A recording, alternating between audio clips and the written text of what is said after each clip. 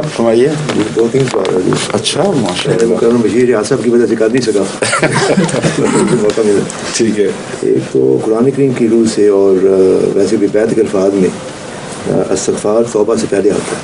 استغفار جی.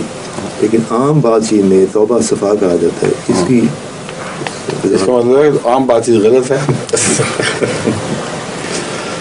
اصل میں اردو میں توبہ اور استغفار جو مفہوم رکھتے ہیں وہ عرف عام میں ایک مفہوم رائج ہو چکا ہے.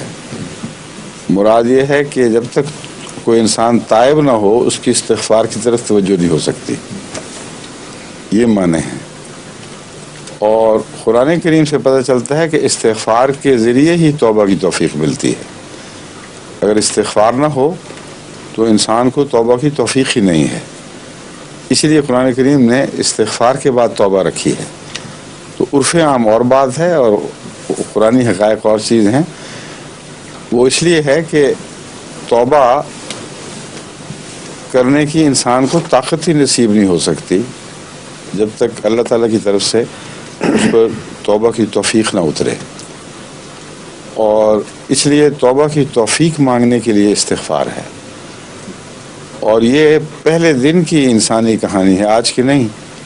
آدم نے بھی خدا سے وہ کلمات سیکھے تو پھر اسے توبہ کی توفیق ملی، ورنہ اسے توبہ کا طریقہ بھی نہیں پتا تھا.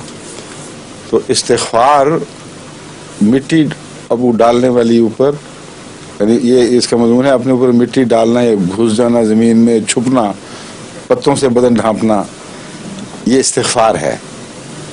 اور جس شخص میں یہ حیا پیدا ہو جائے کہ میں گناہ گار ہوں، مجھ سے غلطی ہوئی ہے، وہ شرم سے چھپتا پھرے، اس پر اللہ تعالیٰ رحم فرماتا ہے اور اسے پھر توبہ کے طریق سکھاتا ہے.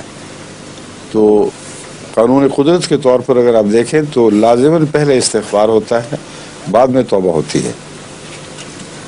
یہ وہ قرآن کریم کی ترتیب ہے جس کا اس سے بہت کچھ کہا جا سکتا ہے، لیکن سر دست میرے خیال یہی کافی ہے.